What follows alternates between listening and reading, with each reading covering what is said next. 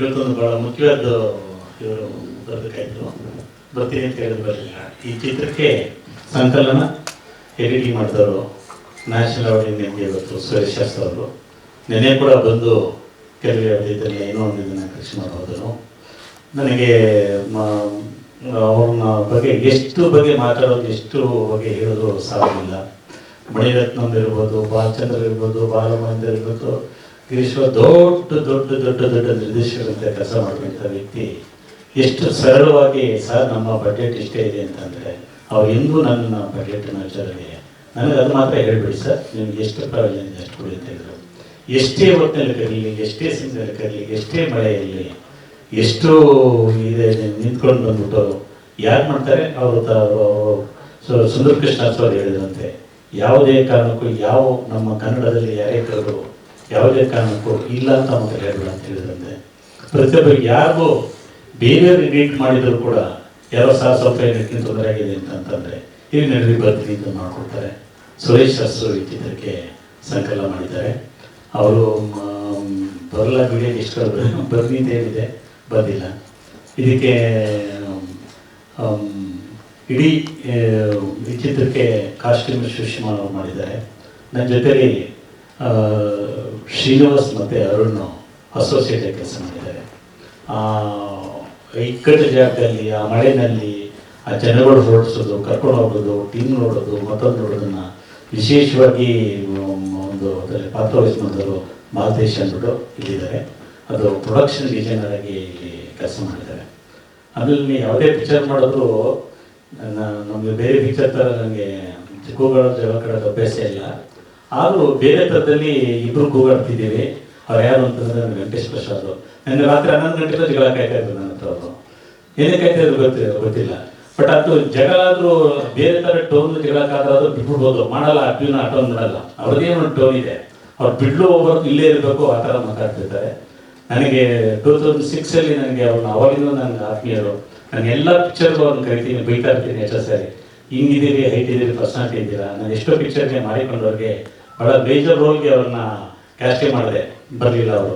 Theatre ತುಂಬ ಹಚ್ಕೊಂಡಿದ್ದಾರೆ ಅವರು.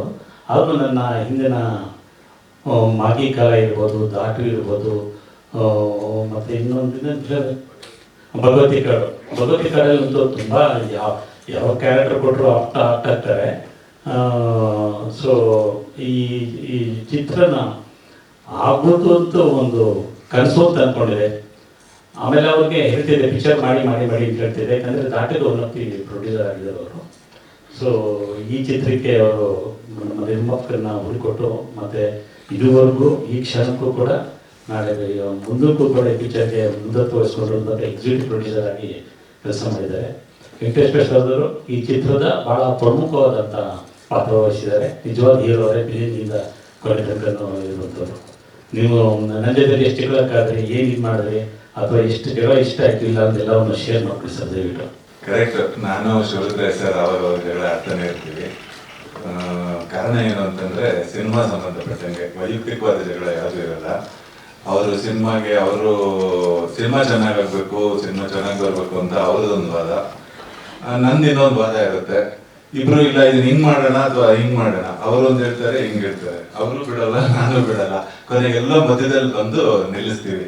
ಇದು ಥ್ರೂಔಟ್ ಸ್ಕ್ರಿಪ್ಟ್ ವರ್ಕ್ ಇಂದನೂ ನಡೀತಾನೆ ಇದೆ. And I think it's A very healthy discussion.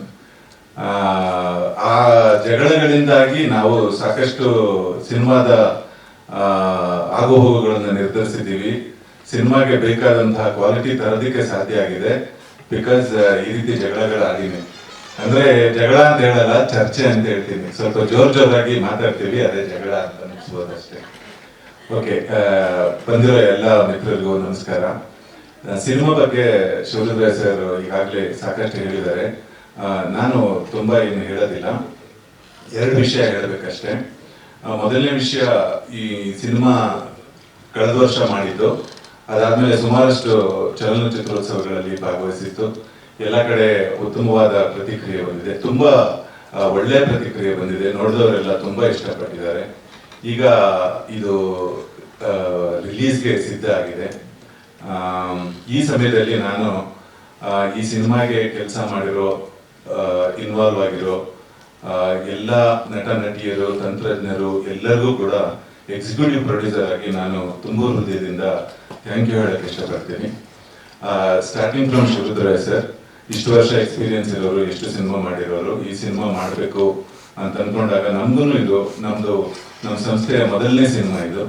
ಈ ನಮ್ಮ ಮೊದಲನೇ ಸಿನಿಮಾ ಇಷ್ಟು ಒಳ್ಳೆ ಸದಭಿರುಚಿಯಾದಂಥ ಇದನ್ನ ನಾನು ಆರ್ಟ್ ಸಿನಿಮಾ, ಕಮರ್ಷಿಯಲ್ ಸಿನಿಮಾ ಅಂತ ಹೇಳಲ್ಲ, ಒಳ್ಳೆ ಸಿನಿಮಾ ಅಂತ ಹೇಳ್ತೀನಿ. We are really proud of this. ನಾವು ಮಾಡಿದೀವಿ ಅನ್ನೋ ಕಾರಣಕ್ಕೆ ಹೇಳ್ತಾ ಇಲ್ಲ, ಸಿನಿಮಾ ಚೆನ್ನಾಗಿ ಬಂದಿದೆ ಅನ್ನೋ ಕಾರಣಕ್ಕೆ.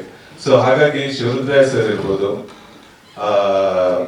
ನೆಕ್ಸ್ಟು ಶಿವರುದ್ರಾಯ್ ಸರ್ ತಲೆಯಲ್ಲಿದ್ದ ಕಥೆಯನ್ನ ಅದನ್ನ ಇದು ಚಾರ್ಲ್ಸ್ ಡಿಕನ್ಸ್ ಅವ್ರದ್ದು ಸಿಗ್ನಲ್ ಮ್ಯಾನ್ ಕಥೆ ಅಂತ ಪ್ರಕಾಶ್ ಬೆಳವಾಡಿ ಅವರು ಆಮೇಲೆ ಅದನ್ನ ಶಿವರುದ್ರಾಯ್ ಸರ್ ಜೊತೆ ಕೂತ್ಕೊಂಡು ನಮ್ಮ ಇಂಡಿಯನ್ ಕಾಂಟೆಕ್ಸ್ಗೆ ಅದನ್ನ ಅಡಾಪ್ಟ್ ಮಾಡಿ ಇಂಡಿಯಾ ಪಾಕಿಸ್ತಾನ್ ವಾರ್ ಬ್ಯಾಕ್ಡ್ರಾಪ್ಗೆ ಸೆಟ್ ಮಾಡಿ ಇಂಡಿಯಾ ಪಾಕಿಸ್ತಾನ ಆ ವಾರ್ಗೆ ಸೆಟ್ ಮಾಡಿ ಅದನ್ನ ತುಂಬಾ ಚೆನ್ನಾಗಿ ಕತೆಗೆ ವರ್ಕ್ ಮಾಡಿ ಡೈಲಾಗ್ಸ್ ಬರೆದು ಅದಾದ್ಮೇಲೆ ಈವನ್ ಅದರಲ್ಲಿ ಸಿಗ್ನಲ್ ಮ್ಯಾನ್ ಮೇನ್ ರೋಲ್ ಕೂಡ ಪ್ರಕಾಶ್ ಬೆಳವಾಡಿ ಅವರು ಮಾಡಿದ್ರು. ಜೊತೆಗೆ ಅಷ್ಟು ಶುರುವಾಗಿದ್ದ ಸಿನಿಮಾ ಎಲ್ಲರೂ ಬೇರೆ ಬೇರೆ ವಿಭಾಗಗಳಿಂದ ತುಂಬಾ ಈಗ for example cinematography Shekhar Chandra sir, Rajesh Nataranga ಅವರು, ಡಿಂಪಿ ಫಾದ್ಯ ಇರ್ಬೋದು, ಇದಕ್ಕೆ ಎಡಿಟರ್ ಸುರೇಶ್ ಅರಸ್ ಸರ್ ಇರ್ಬೋದು, ಇದಕ್ಕೆ ಮ್ಯೂಸಿಕ್ ಮಾಡಿರೋರು ಔಸಿಫ್ ಬಚ್ಚನ್ ಅಂತ ಅಂದ್ಬಿಟ್ಟು ಅವರು, ನಿಮ್ಗೆ ತುಂಬಾ ಜನ ಗೊತ್ತಿರ್ಬೋದು, ಮಲಯಾಳಂನಲ್ಲಿ ತುಂಬಾ ದೊಡ್ಡ ಸಂಗೀತ ನಿರ್ದೇಶಕರು, ತುಂಬಾ 30-40 ವರ್ಷದಿಂದ ಕೆಲಸ ಮಾಡ್ತಿರೋರು. ಜೊತೆಗೆ ಇದಕ್ಕೆ ಒಂದು ಹಾಡಿಗೆ ಹಾಡಿರೋರು ವಿಜಯ್ ಪ್ರಕಾಶ್ ಅವರು, MD ಪಲ್ಲವಿ ಅವರು. ಯಾಕೆ ಇದನ್ನ ಹೇಳ್ತಾ ಇದ್ದೀನಿ ಅಂತಂದ್ರೆ, ಎಲ್ಲರೂ ತಮ್ಮ ಕ್ಷೇತ್ರಗಳಲ್ಲಿ ಸುಮಾರು ದಶಕಗಳ ಕಾಲ ಕೆಲಸ ಮಾಡಿ ತಮ್ಮದೇ ಆದ ಕೌಶಲ್ಯವನ್ನ ಹೊಂದಿ ಹೆಸರು ಮಾಡಿರುವಂತವ್ರು. ಇವರೆಲ್ಲರೂ ನಮ್ಮ ಸಿನಿಮಾಗೆ, ಮೊದಲನೇ ಸಿನಿಮಾಗೆ ಕೈ ಜೋಡಿಸಿ ಈ ಸಿನಿಮಾನ ಚೆನ್ನಾಗಿ ಮಾಡಬೇಕು ಅಂತಂದಿರೋದು ತುಂಬಾ, I mean we feel very blessed that ನೀವೆಲ್ಲರೂ ನಮ್ಮ ಜೊತೆ ಕೈ ಸೇರಿಸಿ ಈ ಸಿನಿಮಾಗೆ ಕೈ ಜೋಡಿಸಿರೋದು ನಮ್ಗೆ ತುಂಬಾ ಖುಷಿ ವಿಷಯ. ಅದಕ್ಕೋಸ್ಕರ ನಾನು ಥ್ಯಾಂಕ್ ಯು ಹೇಳಕ್ ಇಷ್ಟಪಡ್ತೀನಿ.